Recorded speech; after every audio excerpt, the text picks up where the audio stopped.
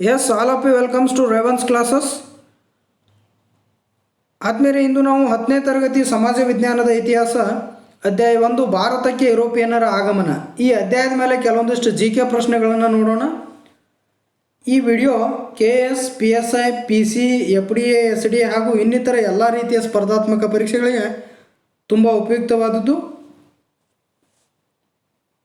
ಆದ್ಮೇಲೆ ಇನ್ನೂ ನಮ್ಮ ಚಾನಲ್ನ ಯಾರ್ಯಾರು ಸಬ್ಸ್ಕ್ರೈಬ್ ಮಾಡಲು ಈ ಕೂಡಲೇ ಸಬ್ಸ್ಕ್ರೈಬ್ ಮಾಡಿ ಮತ್ತು ಸಬ್ಸ್ಕ್ರೈಬ್ ಪಕ್ಕದಲ್ಲಿರುವ ಬೆಲ್ ಬಟನ್ನ ಪ್ರೆಸ್ ಮಾಡೋದರ ಮೂಲಕ ನಮ್ಮ ಹೊಸ ವಿಡಿಯೋಗಳ ನೋಟಿಫಿಕೇಷನ್ನ ಪಡಿಬೋದು. ಬನ್ನಿ ಈಗ ನಾವು ಮೊದಲೇ ಪ್ರಶ್ನೆಯನ್ನು ನೋಡೋಣ. ಭಾರತಕ್ಕೆ ಯುರೋಪಿಯನ್ನರ ಆಗಮನದಲ್ಲಿ ಮೊದಲೇ ಪ್ರಶ್ನೆ, ಕಾನ್ಸ್ಟಾಂಟಿನೋಪಲ್ನ ಈಗಿನ ಹೆಸರು. ಇದಕ್ಕೆ 4 ಆಪ್ಷನ್ ಕೊಡಲಾಗಿದೆ. ಆ ಆಪ್ಷನ್ಗಳು ಯಾವಂತಂದ್ರೆ ಮೊದಲೇದು A Istanbul, B Turkey, C Italy, D Byzantium. ಇದರಲ್ಲಿ ಕಾನ್ಸ್ಟಾಂಟಿನೋಪಲ್ಗಿರುವಂಥ ಈಗಿನ ಹೆಸರು ಯಾವುದು ಅಂಥೇಳಿ ಕೇಳಲಾಗಿದೆ. ಈ ಕಾನ್ಸ್ಟಾಂಟಿನೋಪಲ್ ಇದು ಅಂತಾರಾಷ್ಟ್ರೀಯ ಸರಕು ವಿನಿಮಯ ಕೇಂದ್ರವಾಗುವ ಮೂಲಕ ಯುರೋಪಿನ ವ್ಯಾಪಾರದ ಹೆಬ್ಬಾಗಿಲ ಅಂತೇಳಿ ಕರಿತಿದ್ರು. ಯಾಕಂತಂದರೆ ಏಷ್ಯಾ ಮತ್ತು ಯುರೋಪ್ ಖಂಡಗಳ ಮಧ್ಯದಲ್ಲಿ ವ್ಯಾಪಾರ ಕೇಂದ್ರವಾಗಿ ಇದು ಮಾರ್ಪಟ್ಟಿತ್ತು. ಆ ಕಾರಣದಿಂದ ಕಾನ್ಸ್ಟಾಂಟಿನೋಪಲ್ ಯುರೋಪಿನ ವ್ಯಾಪಾರದ ಹೆಬ್ಬಾಗಿಲು ಅಂತೇಳಿ ಕರಿತಿದ್ರು. ಇದಕ್ಕೆ ಸರಿಯಾದಂಥ ಉತ್ತರ ಯಾವುದಂತಂದ್ರೆ ಆಪ್ಷನ್ A ಇಸ್ತಾನ್ಬುಲ್. ಇಸ್ತಾನ್ಬುಲ್ ಅನ್ನೋದು ಕಾನ್ಸ್ಟಾಂಟಿನೋಪಲ್ ನಗರದ ಇವತ್ತಿನ ಹೆಸರು. ಇದು ಟರ್ಕಿ ದೇಶದಲ್ಲಿದೆ. ಈ ಕಾನ್ಸ್ಟಾಂಟಿನೋಪಲ್ ಅಂದರೆ ಇಸ್ತಾನ್ಬುಲ್, ಇದು ಟರ್ಕಿ ದೇಶದಲ್ಲಿದೆ. ಎಸ್, ಇನ್ನು ಎರಡನೇ ಪ್ರಶ್ನೆಯನ್ನು ನೋಡೋಣ. ಡ್ಯಾಶ್ರಲ್ಲಿ ಅಟೋಮನ್ ಟರ್ಕರು ಕಾನ್ಸ್ಟಾಂಟಿನೋಪಲ್ ನಗರವನ್ನು ವಶಪಡಿಸಿಕೊಂಡ್ರು. ಅಂದರೆ ಯಾವಾಗ ಅಟೋಮನ್ ಟರ್ಕರು ಈ ಕಾನ್ಸ್ಟಾಂಟಿನೋಪಲ್ ನಗರವನ್ನು ವಶಪಡಿಸಿಕೊಂಡ್ರು ಅಂಥೇಳಿ ಪ್ರಶ್ನೆ ಕೇಳಲಾಗಿದೆ. ಇದಕ್ಕೆ ಅನುಗುಣವಾಗಿ 4 ಉತ್ತರಗಳನ್ನು ನೀಡಲಾಗಿದೆ. ಅದರಲ್ಲಿ ಯಾವುದು ಸರಿಯಾಗಿರೋದನ್ನು ನಾವು ಸೆಲೆಕ್ಟ್ ಮಾಡಬೇಕು. ಮೊದಲೇ ಉತ್ತರ 1451, B 1452, C 1453, D 1454. Ottoman ಟರ್ಕರು Constantinople ನಗರವನ್ನು ವಶಪಡಿಸಿಕೊಂಡ ನಂತರ ಸಂಪೂರ್ಣವಾಗಿ ಕಾನ್ಸ್ಟಾಂಟಿನೋಪಲ್ ನಗರ ಇದ್ದದ್ದು ಅಟೋಮನ್ ಟರ್ಕರ ಹಿಡಿತಕ್ಕೆ ಒಳಪಟ್ಟಿತು. ಈ ನಗರವನ್ನು ಯಾವಾಗ ವಶಪಡಿಸಿಕೊಂಡ್ರು ಅಂತೇಳಿ ನೋಡ್ಲಿಕ್ಕಾಗಿ ಇದಕ್ಕೆ ಸರಿಯಾದಂಥ ಉತ್ತರ ಯಾವುದಂತಂದ್ರೆ ಆಪ್ಷನ್ C 1453ರಲ್ಲಿ ಅಟೋಮನ್ ಟರ್ಕರು ಕಾನ್ಸ್ಟಾಂಟಿನೋಪಲ್ ನಗರವನ್ನು ವಶಪಡಿಸಿಕೊಂಡ್ರು. ಎಸ್, ಇದು ಪ್ರಶ್ನೆ ಸಂಖ್ಯೆ 2. ಇನ್ನು ಪ್ರಶ್ನೆ 3 ನೋಡೋಣ. ಭಾರತಕ್ಕೆ ಮೊದಲು ಜಲಮಾರ್ಗವನ್ನು ಕಂಡುಹಿಡಿದವರು ಯಾರು?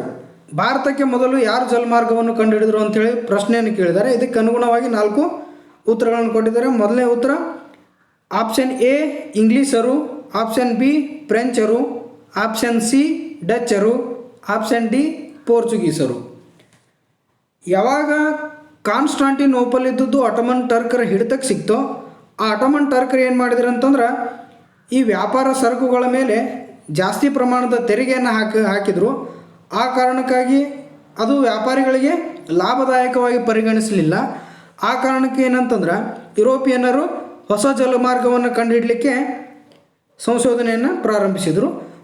ಅದಕ್ಕಾಗಿ ಭಾರತಕ್ಕೆ ಮೊಟ್ಟ ಮೊದಲು ಜಲಮಾರ್ಗವನ್ನು ಕಂಡುಹಿಡಿದವರು ಯಾರು ಅಂಥೇಳಿ ಈ 4 ಆಪ್ಷನ್ದಲ್ಲಿ ನೋಡಲಿಕ್ಕಾಗಿ ಅದಕ್ಕೆ ಸರಿಯಾದಂಥ ಉತ್ತರ ಪೋರ್ಚುಗೀಸರು. ಆಪ್ಷನ್ D ಪೋರ್ಚುಗೀಸರು ಭಾರತಕ್ಕೆ ಮೊಟ್ಟ ಮೊದಲ ಜಲಮಾರ್ಗವನ್ನು ಕಂಡುಹಿಡಿದರು ಅಂಥೇಳಿ ಹೇಳತ್ತದೆ. ಎಸ್, ಇನ್ನು 4ನೇ ಪ್ರಶ್ನೆಯನ್ನು ನೋಡೋಣ. ವಾಸ್ಕೋಡಿ ಗಾಮ ಭಾರತಕ್ಕೆ ಬಂದು ತಲುಪಿದ್ದು ಯಾವಾಗ? ಎಷ್ಟರಲ್ಲಿ ಬಂದು ತಲುಪಿದ ಅಂಥೇಳಿ 4ನೇ ಪ್ರಶ್ನೆಯನ್ನು ಕೇಳಿದ್ದಾರೆ.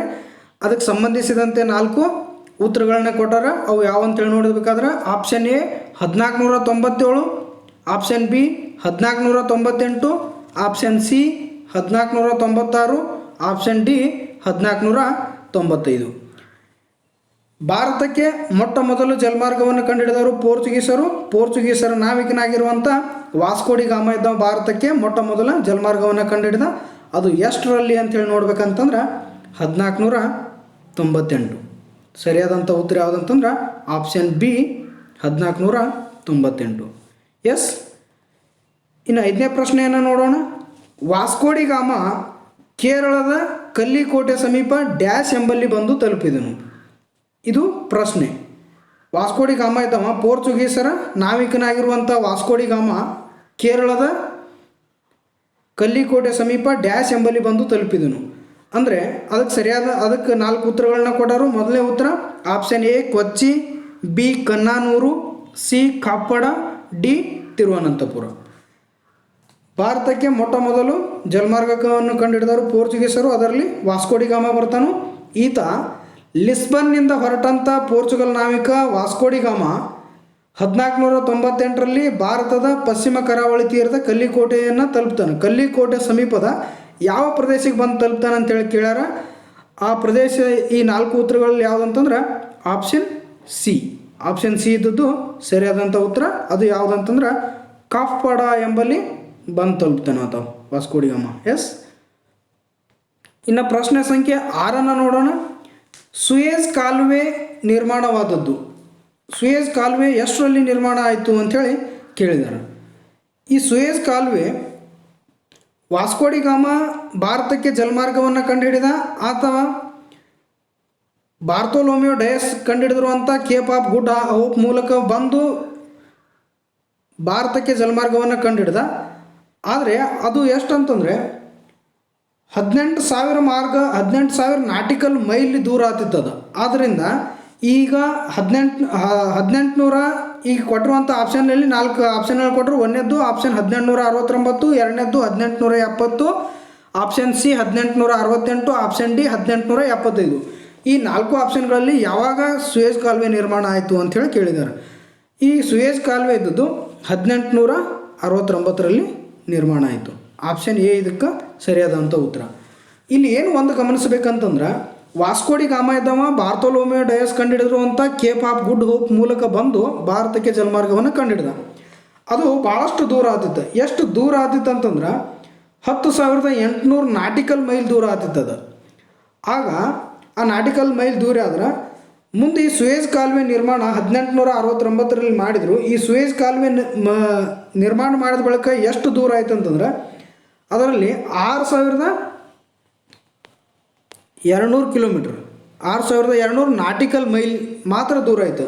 ಅಂದರೆ ಈ ಯಾವುದು ಯುರೋಪಿನಿಂದ ಭಾರತಕ್ಕೆ ಬರಬೇಕಾದ್ರೆ ದಕ್ಷಿಣ ಆಫ್ರಿಕಾದ ಕೇಪ್ ಆಫ್ ಗುಡ್ ಹೋಪ್ ಬಳಸಿ ಬರಬೇಕಾಗಿತ್ತು. ಅದು 10,800 ನಾಟಿಕಲ್ ಮೈಲ್ ಆಗ್ತಿತ್ತು.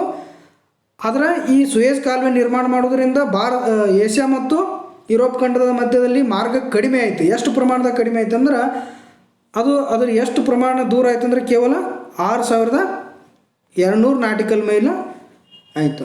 ಅಂದರೆ ಇದರಿಂದ ಏನಂತಂದ್ರೆ ಸುಮಾರು ಅರ್ಧದಷ್ಟು ಪ್ರಯಾಣದ ದೂರ ಕಡಿಮೆ ಆಯ್ತು ಅಂಥೇಳಿ ಹೇಳತ್ತದ. ಎಸ್. 6ನೇ ಪ್ರಶ್ನೆಯನ್ನು ನೋಡಿದ್ರಿ. ಇನ್ನು ಪ್ರಶ್ನೆ ಸಂಖ್ಯೆ 7 ನೋಡೋದಾದರೆ ಸುಯೇಜ್ ಕಾಲುವೆಯು ಯಾವ 2 ಸಮುದ್ರಗಳನ್ನು ಸಂಪರ್ಕಿಸುತ್ತದೆ? ಸುಯೇಜ್ ಕಾಲುವೆಯು ಯಾವ 2 ಸಮುದ್ರಗಳನ್ನು ಸಂಪರ್ಕಿಸುತ್ತದೆ? ಆಪ್ಷನ್ ಎ ಕೆಂಪು ಸಮುದ್ರ ಮತ್ತು ಅರಬ್ಬಿ ಸಮುದ್ರ, ಆಪ್ಷನ್ ಬಿ ಕೆಂಪು ಸಮುದ್ರ ಮತ್ತು ಮೆಡಿಟರೇನಿಯನ್ ಸಮುದ್ರ, ಆಪ್ಷನ್ ಸಿ ಅರಬ್ಬಿ ಸಮುದ್ರ ಮತ್ತು ಮೆಡಿಟರೇನಿಯನ್ ಸಮುದ್ರ, ಆಪ್ಷನ್ ಡಿ ಅರಬ್ಬಿ ಸಮುದ್ರ ಮತ್ತು ಹಿಂದೂ ಮಹಾಸಾಗರ ಅಂತ ಹೇಳ್ತಾರೆ. ಅಂದರೆ ಸುಯೇಜ್ ಕಾಲುವೆ 2 ಸಮುದ್ರಗಳನ್ನು ಸಂಪರ್ಕಿಸುವುದರ ಮೂಲಕ ಯಾವುದು ಏಷ್ಯಾ ಮತ್ತು ಯುರೋಪ್ ಮಧ್ಯೆ ವ್ಯಾಪಾರ ಸುಗಮವಾಗಿ ಸಾಗಲಿಕ್ಕೆ ಅನುಕೂಲವಾಯಿತು. ಅವು ಯಾವ 2 ಸಮುದ್ರಗಳಂತಂದ್ರೆ ಸರಿಯಾದಂಥ ಆಪ್ಷನ್ ಬಿ ಕೆಂಪು ಸಮುದ್ರ ಮತ್ತು ಮೆಡಿಟರೇನಿಯನ್ ಸಮುದ್ರವನ್ನು ಸಂಪರ್ಕಿಸ್ತೈತೆ ಸುಯೇಜ್ ಕಾಲುವೆ. ಎಸ್. ಇದಕ್ಕೆ ಸರಿಯಾದಂಥ ಉತ್ತರ ಯಾವುದಂತಂದ್ರೆ ಆಪ್ಷನ್ ಬಿ. ಎಸ್. ಇನ್ನು ಪ್ರಶ್ನೆ ಸಂಖ್ಯೆ 8 ನೋಡೋಣ. ಒಂದು ನಾಟಿಕಲ್ ಮೈಲಿ ಅಂತಂದರೆ ಇದಕ್ಕೆ ಸರಿಯಾದಂಥ ಉತ್ತರ ಯಾವುದಂತಂದ್ರೆ ಆಪ್ಷನ್ ಡಿ 1.85. ಆ್ಯಕ್ಚುಲಿ ಅದು 1.85 ಆಗಬೇಕಾಯಿತು. Option D 1.85. ಇನ್ನು ಪ್ರಶ್ನೆ ಸಂಖ್ಯೆ 9 ನೋಡ್ಬೇಕಂತಂದ್ರೆ ಪೋರ್ಚುಗೀಸರ ಮೊಟ್ಟ ಮೊದಲ ವೈಸ್ರಾಯ್ ಯಾರು? ಇದಕ್ಕೆ 4 ಆಪ್ಷನ್ ಕೊಟ್ಟಾದ್ರು. ಮೊದಲೇದು option A Vasco da Gama, option B Francisco de Almeida, option C Albuquerque, option D William Hawking.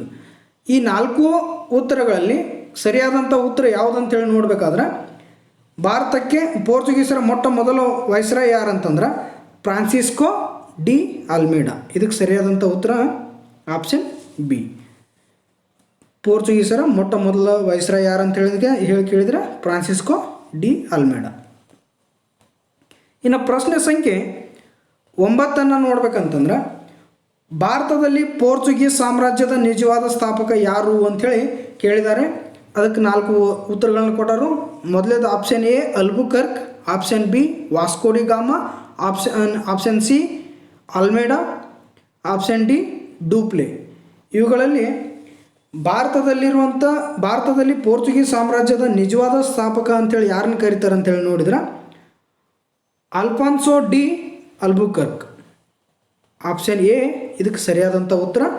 Alfonso D ಅಲ್ಬುಕರ್ಕ್ನನ್ನು ಏನಂತೇಳಿ ಕರೀತಾರೆ ಅಂತಂದ್ರೆ ಭಾರತದಲ್ಲಿ ಪೋರ್ಚುಗೀಸ್ ಸಾಮ್ರಾಜ್ಯದ ನಿಜವಾದ ಸ್ಥಾಪಕ ಅಂಥೇಳಿ ಕರೀತಾರೆ. ಇನ್ನು ಪ್ರಶ್ನೆ, ನೀಲಿ ನೀರಿನ ನೀತಿಯನ್ನು ಜಾರಿಗೆ ತಂದವರು ಯಾರು? ಅಂದರೆ ಬ್ಲೂ ವಾಟರ್ ಪಾಲಿಸಿ ನೀತಿಯನ್ನು ಯಾರು ಜಾರಿಗೆ ತಂದರು ಅಂತೇಳಿ ಕೇಳಿದ್ದಾರೆ. ಇದಕ್ಕೆ 4 ಆಪ್ಷನ್ಗಳನ್ನು ಕೊಡೋರು. Option A Albuquerque, option B Vasco da Gama, option C Bartolomeu Dias, option D Francisco de Almeida. ಈ 4 ಉತ್ತರಗಳಲ್ಲಿ ಸರಿಯಾದಂಥ ಉತ್ತರ ಯಾವುದಂತೇಳಿ ನೋಡ್ಬೇಕಾದ್ರೆ option D Francisco de Almeida. ಈತ ಏನು ಮಾಡಿದಂತಂದ್ರೆ ನೀಲಿ ನೀರಿನ ನೀತಿ ಅಂದರೆ ಬ್ಲೂ ವಾಟರ್ ಪಾಲಿಸಿ ಯಾಕೆ ಜಾರಿಗೆ ತಂದಂತಂದರೆ ನಾವು ಅವರು ಪೋರ್ಚುಗೀಸರು ನೌಕಾಪಡೆಯ ಮೇಲೆ ಆಧಿಪತ್ಯವನ್ನು ಸ್ಥಾಪಿಸುವುದರ ಸಲುವಾಗಿ ಫ್ರಾನ್ಸಿಸ್ಕೋ ಡಿ ಅಲ್ಮೇಡಾ ಏನು ಮಾಡ್ತಾನಂತಂದ್ರೆ ಈ ನೀಲಿ ನೀರಿನ ನೀತಿಯನ್ನು ಜಾರಿಗೆ ತರ್ತಾನು. ಎಸ್, ಅದಕ್ಕೆ ಸರಿಯಾದಂಥ ಉತ್ತರ option D Francisco de Almeida.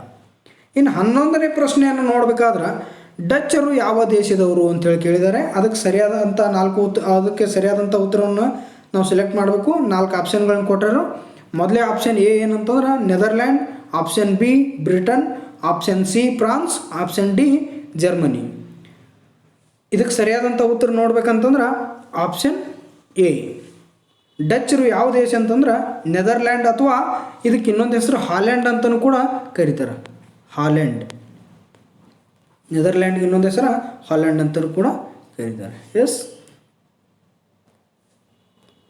ಇನ್ನು ಪ್ರಶ್ನೆ ಸಂಖ್ಯೆ 12 ನೋಡ್ಬೇಕಂತಂದ್ರೆ ಡ್ಯಾಶ್ ರಲ್ಲಿ ಯುನೈಟೆಡ್ ಈಸ್ಟ್ ಇಂಡಿಯಾ ಕಂಪ್ನಿ ಸ್ಥಾಪನೆ ಆಯಿತು. ಈ ಯುನೈಟೆಡ್ ಈಸ್ಟ್ ಇಂಡಿಯಾ ಕಂಪ್ನಿಗೆ ಡಚ್ ಈಸ್ಟ್ ಇಂಡಿಯಾ ಕಂಪ್ನಿ ಅಂತಲೂ ಕೂಡ ಕರೀತಾರೆ. ಇದು ಯಾವಾಗ ಸ್ಥಾಪನೆ ಆಯಿತು ಅಂಥೇಳಿ ಪ್ರಶ್ನೆಯನ್ನು ಕೇಳಲಾಗಿದೆ. ಇದಕ್ಕೆ 4 ಆಪ್ಷನ್ ಕೊಟ್ಟಿದ್ದಾರೆ. Option A 1601, option B 1603, option C 1604, option D 1602. ಇದಕ್ಕೆ ಸರಿಯಾದಂಥ ಉತ್ತರ ಯಾವುದಂತಂದ್ರೆ ಆಪ್ಷನ್ ಡಿ 1602ರಲ್ಲಿ ಯುನೈಟೆಡ್ ಈಸ್ಟ್ ಇಂಡಿಯಾ ಕಂಪ್ನಿ ಅಥವಾ ಡಚ್ ಈಸ್ಟ್ ಇಂಡಿಯಾ ಕಂಪ್ನಿಯನ್ನು ಸ್ಥಾಪಿಸಲಾಯಿತು. ಇನ್ನು ಇಂಗ್ಲೀಷ್ ಈಸ್ಟ್ ಇಂಡಿಯಾ ಕಂಪ್ನಿಯನ್ನು ಸ್ಥಾಪನೆಯಾದದ್ದು ಯಾವಾಗ ಅಂಥೇಳಿ ಪ್ರಶ್ನೆಯನ್ನು ಕೇಳಾತದೆ. ಅದಕ್ಕೆ ಸರಿಯಾದಂಥ ಉತ್ತರ ಆಪ್ಷನ್ 4 ಆಪ್ಷನನ್ನು ಕೊಟ್ಟರೆ ಅದಕ್ಕೆ ಸರಿಯಾದಂಥ ಉತ್ತರವನ್ನು ನೀವು ಸೆಲೆಕ್ಟ್ ಮಾಡಬೇಕು. Option A 1600 December 31, option B 1600 January 1, option C 1601 December 31, option D 1601 ಜನವರಿ 1 ಅಂತೇಳಿ 4 ಆಪ್ಷನ್ನ ಕೊಟ್ಟರು. ಇದಕ್ಕೆ ಸರಿಯಾದಂಥ ಉತ್ತರ ಯಾವುದಂತ ಹೇಳಿ ನೋಡಿದ್ರೆ ಆಪ್ಷನ್ ಎ 1601 ಡಿಸೆಂಬರ್ 31ರಂದು ಇಂಗ್ಲೆಂಡ್ನ ಎಲಿಜಬೆತ್ ರಾಣಿ ಈಸ್ಟ್ ಇಂಡಿಯಾ ಕಂಪ್ನಿಯನ್ನು ಪೂರ್ವ ದೇಶಗಳೊಂದಿಗೆ ವ್ಯಾಪಾರ ನಡೆಸಲಿಕ್ಕೆ 15 ವರ್ಷಗಳ ಪರವಾನಗಿಯನ್ನು ನೀಡ್ತಾಳು. ಆದರೆ ಇದು ಔಪಚಾರಿಕವಾಗಿ ಯಾವಾಗ ಪ್ರಾರಂಭ ಆಯ್ತು ಅಂತಂದ್ರೆ 1613ರಲ್ಲಿ ಔಪಚಾರಿಕವಾಗಿ ವ್ಯಾಪಾರವನ್ನು ಆರಂಭಿಸ್ತು ಅಂಥೇಳಿ ಹೇಳತ್ತದ. ಎಸ್. ಇನ್ನು ಪ್ರಶ್ನೆ ಸಂಖ್ಯೆ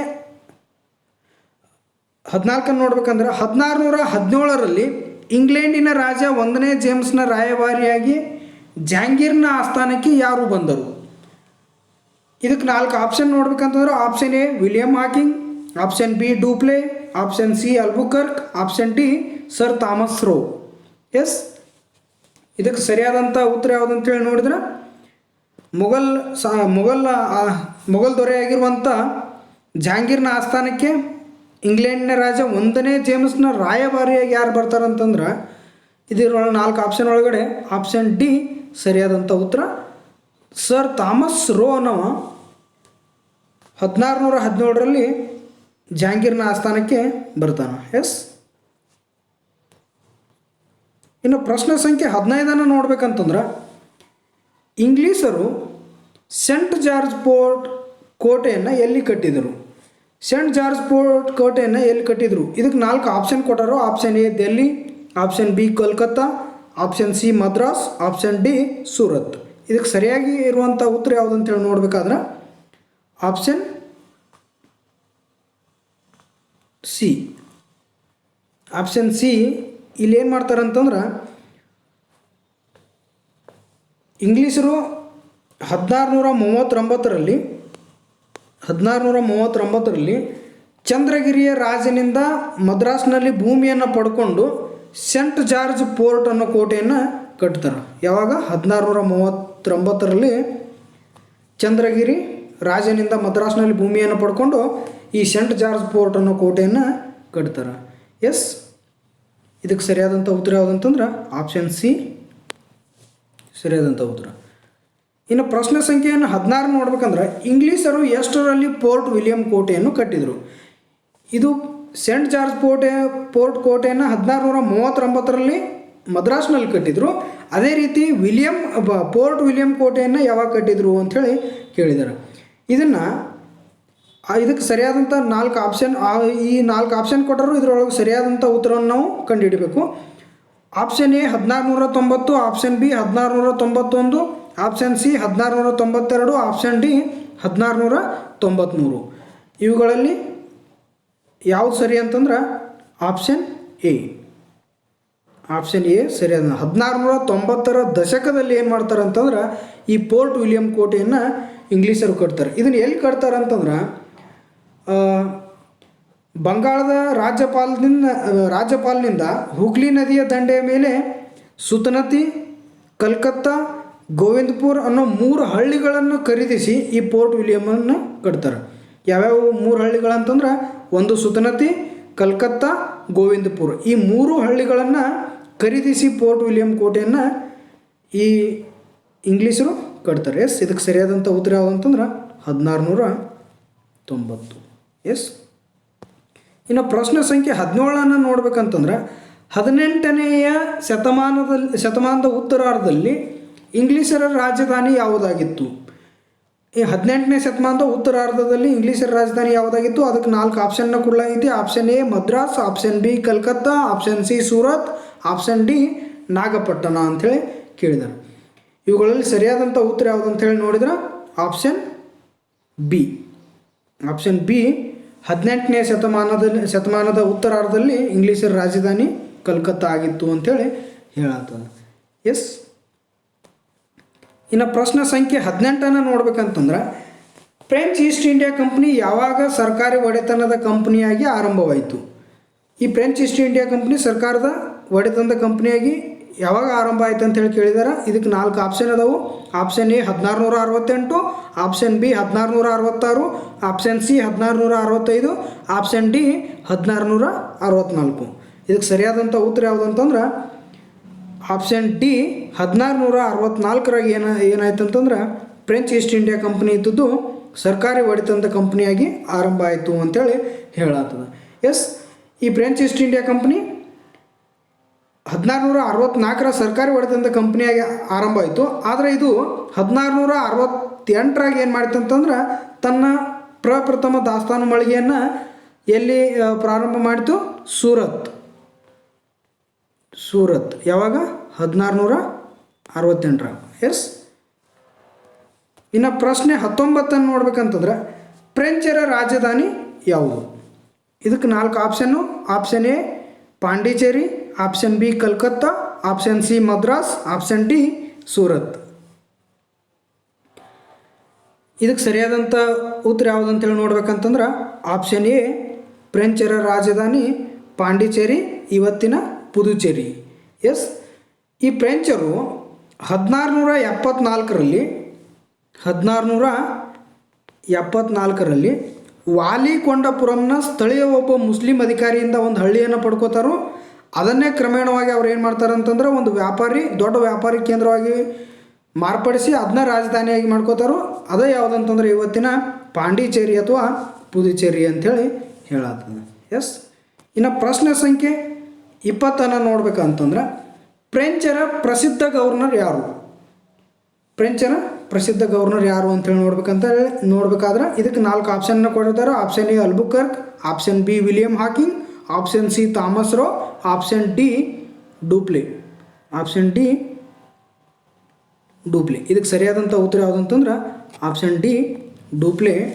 ಇವ ಏನು ಮಾಡ್ತಾನಂತಂದ್ರೆ 1746 ಪಾಂಡಿಚೇರಿ ಗವರ್ನರ್ ಆಗಿ ಡೂಪ್ಲೆ ಬರ್ತಾನೆ. ಇವೊಂದು ಭಾಳಷ್ಟು ಮಹತ್ವಾಕಾಂಕ್ಷಿ ಅಧಿಕಾರಿ ಅಂತೇಳಿ ಕರೀತಾರೆ. ಯಾಕಂತಂದ್ರೆ ದಕ್ಷಿಣ ಭಾರತದಲ್ಲಿ ಫ್ರೆಂಚರ ಆಧಿಪತ್ಯವನ್ನು ಸ್ಥಾಪಿಸ್ಬೇಕಂಥೇಳಿ ಭಾಳಷ್ಟು ಮಹತ್ವಾಕಾಂಕ್ಷೆಯನ್ನು ಉಳ್ಳಂಥ ಒಬ್ಬ ಗವರ್ನರ್ ಅಂಥೇಳಿ ಹೇಳತ್ತದ. ಎಸ್, ಇದು ಪ್ರಶ್ನೆ ಸಂಖ್ಯೆ 25.